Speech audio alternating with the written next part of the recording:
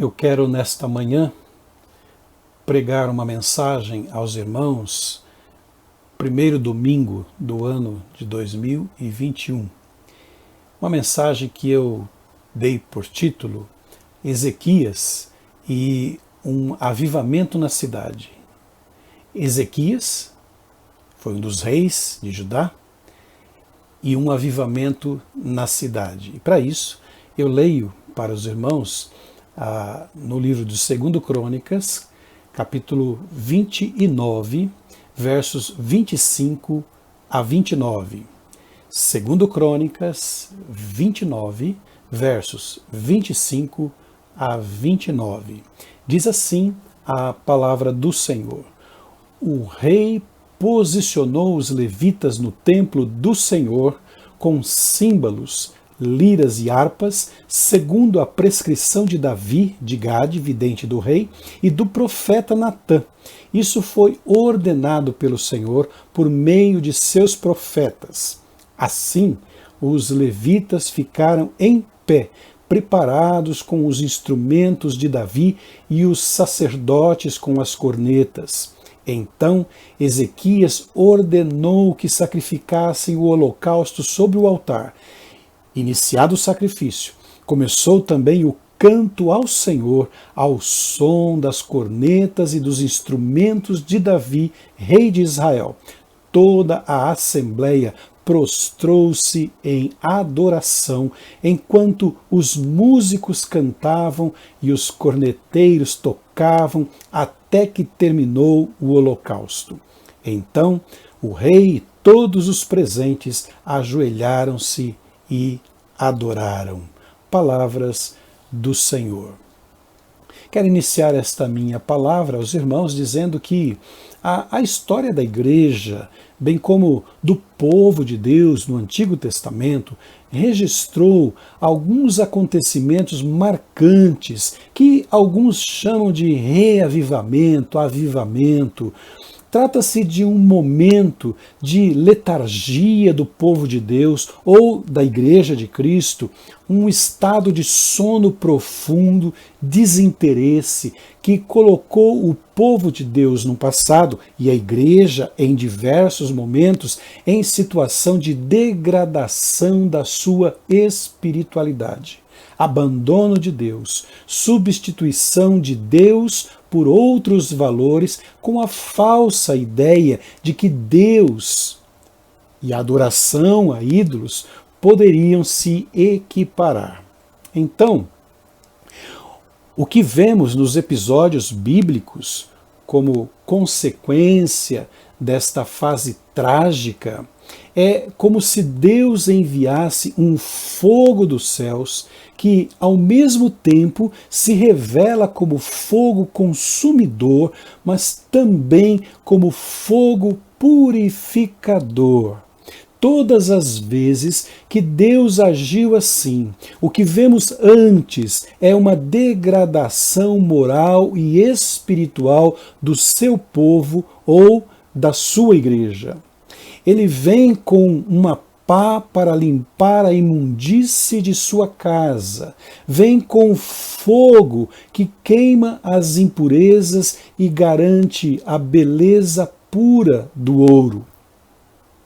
Nós estamos iniciando mais um ano e nossas expectativas são grandes e diferentes, certamente, do que vivemos em 2020. Mas eu quero sugerir para você que antes de pedir algo para Deus em 2021, peça uma coisa importante: peça reavivamento para o teu coração e para a Igreja de Cristo.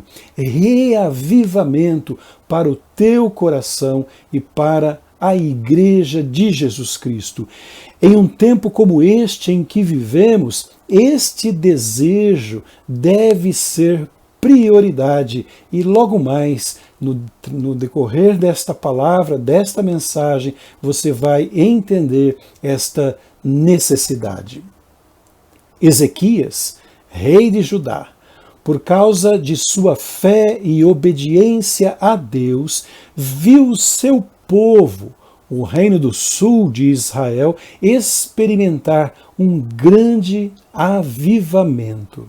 Meu convite para você é que você anote e depois com calma faça a leitura de 2 Crônicas, dos capítulos 28 até o 31. Nós lemos apenas um pequeno trecho deste conjunto de capítulos para a nossa meditação, mas como não temos tempo para ler estes 4 capítulos, tudo o que vou dizer aqui está baseado neles. Então, com calma, com muito cuidado e atenção, depois você pode fazer a leitura destes 4 capítulos que eu acabo de indicar.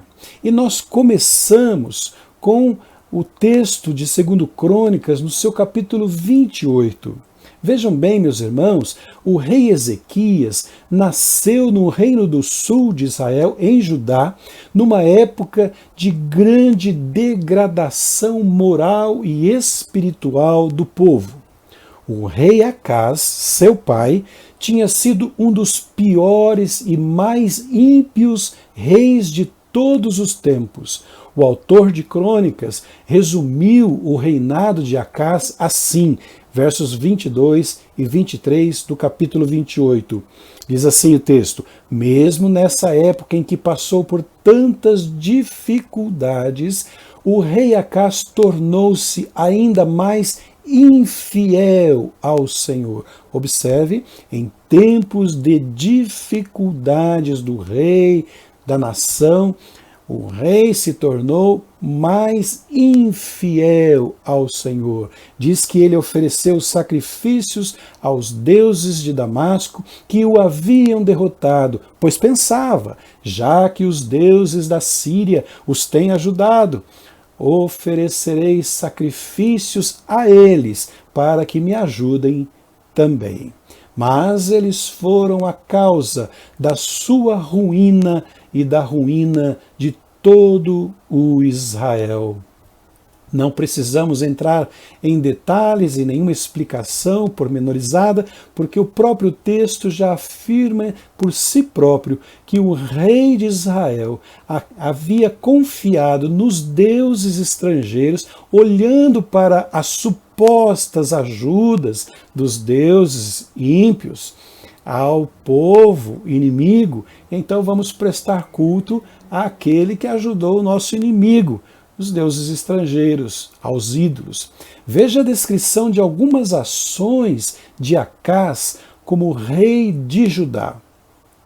Governou por 16 anos e fez o que o Senhor reprova. Capítulo 28, verso 1, afirma assim: ele fez o que o Senhor reprova. Meus irmãos, nada mais terrível para alguém que governa ou que lidera ser reprovado pelo Senhor em tudo o que fez. Segunda coisa, fez ídolos de metal para adorar os Baalins, imitando as nações pagãs. Acaz, ao ser derrotado pelos inimigos, pediu ajuda ao rei da Assíria, seu inimigo, e para agradá-lo, ofereceu-lhe alguns utensílios do templo do Senhor. Você vai ler isso em 2 Crônicas 28, versos 16 a 21. E o seu último ato foi retirar todos os utensílios do templo, fechar as portas do templo e erguer em cada esquina de Judá altares para sacrifícios idólatras. Como você acha que Deus se sentiu diante de um quadro horrível como este que acabamos de descrever e que está registrado nas Escrituras para que ninguém jamais se esqueça da miséria de um povo que abandona o seu Deus, que troca o seu Deus por ídolos estrangeiros. Esta foi a situação que Acaz promoveu no reino de Judá. Mas, meus irmãos, vejam bem que o capítulo 28 que estamos abordando termina indicando o sucessor de Acás, rei de Judá, que é o seu próprio filho chamado Ezequias. E aí começa um novo e diferente episódio nesta história. E aí nós partimos para o capítulo 29 de 2 Crônicas. Ezequias tinha apenas 25 anos quando se tornou rei, e diz o texto que reinou por 29 anos em Jerusalém. Ele fez o que o Senhor aprova, como tinha feito Davi, seu predecessor. A primeira observação importante aqui, que muda de Acás para Ezequias, seu filho, que dá uma nova perspectiva de ações totalmente contrárias, é que Ezequias, seu filho, primeiro fez, aliás, Acás fez o que era detestável para Deus, ao Senhor. Mas o texto revela que Ezequias, o seu filho, fez o que era agradável ao Senhor. E o que foi que ele fez? O que foi que Ezequias fez de tão bom que alegrou o coração de Deus? Você vai ver um grande avivamento nesta história, que às vezes se faz necessário acontecer em nossas vidas e na vida da igreja. O capítulo 29 continua descrevendo como Ezequias conduziu Israel a este despertamento, a uma volta radical para Deus. E isso pode dar alguns indicativos para nós de como devemos cuidar das nossas vidas e da Igreja de Cristo hoje. A primeira coisa que observamos, entre tantas outras que devem ser observadas nestes capítulos, a primeira coisa é que o reavivamento aconteceu pela percepção do erro e os acertos com Deus. Capítulo 29, versos 3 a 5, terceiro ao quinto, dizem assim: no primeiro mês do primeiro ano de seu reinado, ele reabriu as portas do templo do Senhor e as consertou. Reabriu as portas do templo significa que as portas estavam trancadas. E nós vimos isso agora há pouco, que foi ato feito por Acás, o rei que antecedeu seu filho, Ezequias. Mas Ezequias vem e começa um trabalho de avivamento, e ele começa abrindo as portas do templo do Senhor e reparando, consertando as portas. Ele também convocou os sacerdotes, os levitas, reuniu-os na praça que fica no lado leste e disse: escutem-me, levitas, consagrem-se agora e consagrem o templo do Senhor, o Deus dos seus antepassados, retirem tudo que é impuro do santuário. Observe mais uma vez quão importante e necessário é limpar o templo, retirar as coisas imundas do templo do Senhor.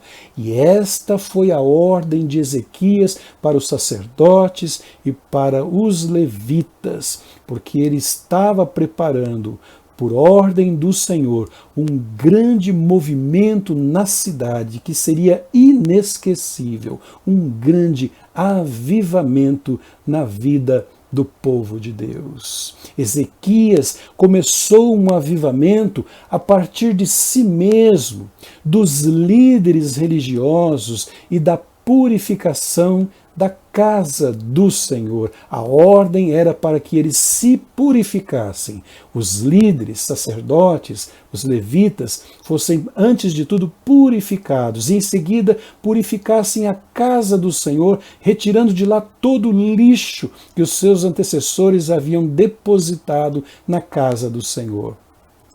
Às vezes, meus irmãos e irmãs, pensamos que avivamento tem a ver com conversões em massa, com o crescimento da igreja. Isso pode até ser uma consequência do avivamento. Nós, às vezes, olhamos para os problemas e pecados da sociedade lá fora e ficamos abordando a sociedade com este intuito de avivar a sociedade, de trazer uma palavra nova de vida para a sociedade. Isso também é importante, mas nós aprendemos aqui que se queremos um verdadeiro avivamento, devemos começar limpando a casa de Deus e fazendo uma faxina em nós mesmos. Veja a ordem de Ezequias aos levitas e aos sacerdotes: consagrem-se vocês e consagrem o templo do Senhor,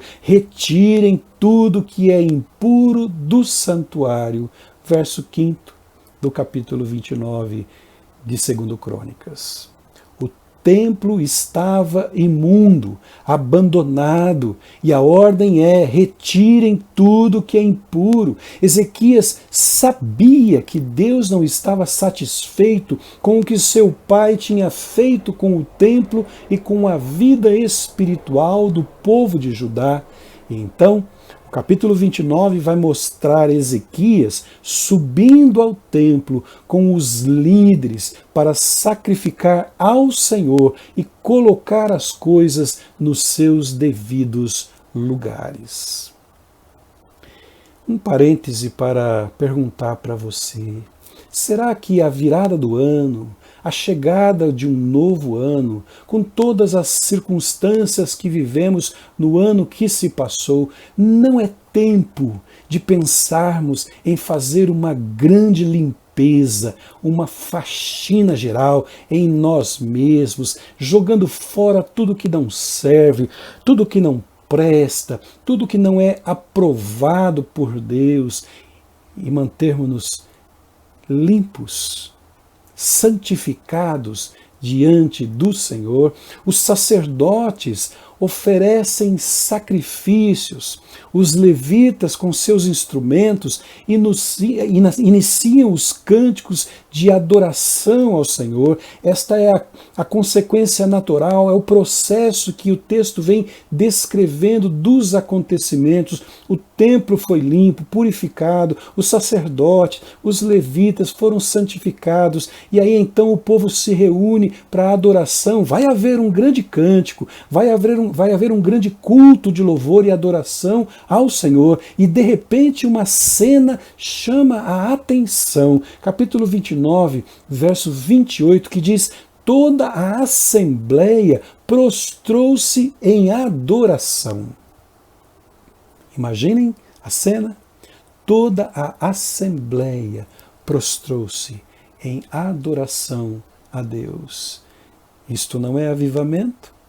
Para quem estava com o templo com suas portas fechadas, para quem estava com o templo todo imundo, sujo, precisando de uma boa limpeza, de purificação, para quem estava com a sua própria vida destruída, distante de Deus, adorando ídolos estranhos, estrangeiros. Isto é quebrantamento, quebrantamento de coração. Deus está fazendo algo especial com o povo de Israel, como fez em outros períodos da história, como fez na história da igreja nos primeiros séculos e ao longo dos séculos. Deus tem sempre chamado a igreja novamente e novamente para a purificação, para a santificação, para um tempo novo de avivamento ou reavivamento. Ezequias purificou o templo do Senhor e restabeleceu o culto a Deus. E nós vimos agora há pouco um quebrantamento, o povo de Deus prostrado em adoração. Lembra? E o capítulo 29, verso 36, diz que houve grande alegria. Ezequias e todo o povo regozijavam-se com o que Deus havia feito por seu povo, e tudo em tão pouco tempo, em questão de poucos dias, Deus trouxe um novo movimento, um novo mover sobre o povo, sobre os líderes, e em tão pouco tempo, Deus promoveu a renovação do coração do seu povo. É o que gostaríamos que acontecesse com a igreja, com o povo de Deus neste novo ano. Um reavivamento, uma renovação da mente e coração, trazendo grande alegria, grande alegria. No início de cada ano, meus irmãos, nós fazemos retrospectivas, novos planos, avaliamos o que foi bom e o que não foi, e eu quero fazer um desafio para você. Examine o que você precisa jogar fora hoje. O que você carregou durante este ano que passou, coisas que não te servem mais, coisas que não agradam o coração de Deus e que você precisa jogar fora hoje, enquanto começa um novo ano, para que ele seja um ano de bênçãos, um ano de alegria na sua vida. Quais são os lixos acumulados neste ano que passou, que te fizeram mal, que te desagradaram e que desagradaram ao próprio Deus? Vamos limpar o templo do Senhor. Quando decidimos fazer isso, veja o que acontece, capítulo 29, versos 25 e o 30, que eu passo a ler para os irmãos. O rei posicionou os levitas no templo do Senhor, com símbolos, liras e harpas, segundo a prescrição de Davi de Gade. Observem, segundo a prescrição de Davi de Gade, vidente do rei, e do profeta Natã. Isso foi ordenado pelo Senhor. Vá observando. Foi ordenado pelo Senhor por meio de seus profetas. O rei Ezequias e seus oficiais ordenaram aos levitas que louvassem o Senhor com as palavras de Davi e do vidente Asaf. Eles louvaram com alegria e depois inclinaram suas cabeças e adoraram. Você percebe o que está acontecendo aqui neste texto que acabamos de ler? Ezequias reestabeleceu as Escrituras Sagradas como o centro da vida e da adoração do povo de Deus. E este é o segundo movimento do avivamento. Primeiro, uma volta para Deus, uma purificação geral na vida, no templo. E segundo, colocar a Escritura no centro. Colocar a Escritura Sagrada no centro do templo, no centro das nossas vidas. O reavivamento acontece quando a igreja volta-se para as Escrituras. Capítulo 29, versos 25 a 30, você pode ler com mais calma a respeito deste assunto. A Bíblia, meus irmãos, é essencial para a vida e a saúde da igreja. Uma igreja que não leva a Bíblia a sério está correndo sérios riscos de morte ou inanição. Os púlpitos devem ser lugares de proclamação e ensino das Escrituras. Os cânticos que cantamos não devem ter apenas beleza estética, mas devem transmitir e proclamar a essência da palavra de Deus. Os cristãos devem ler e cantar diariamente as Escrituras para aprenderem sobre as promessas de Deus. E quando você tiver um encontro com Deus por meio das Escrituras, você não ficará calado em silêncio, mas vai responder com adoração e com alegria. O povo de Israel estava alegre pelo reencontro com Deus e com a sua palavra. Se tirarmos a centralidade das Escrituras, estaremos em perigo. E eu te aconselho que cada um de nós nos apeguemos firmemente à palavra de Deus. Ficamos aqui com estes dois desafios hoje: acertar-se com Deus, voltar-se para Ele de coração e restaurar a comunhão perdida. E segundo, colocar a palavra de Deus como central nas nossas vidas. Para 2021, desejamos que Deus reavive nossos corações, devolva o entusiasmo outrora perdido, acenda a chama que pode ter se reduzido a uma pequena fagulha e traga para nossas vidas e para a Igreja de Cristo a verdadeira alegria. Quando isso acontecer, a exemplo da história de Ezequias no passado, Deus fará coisas grandiosas e preciosas na vida do seu povo, na vida da sua igreja, na sua vida, meu irmão e minha irmã. Amém.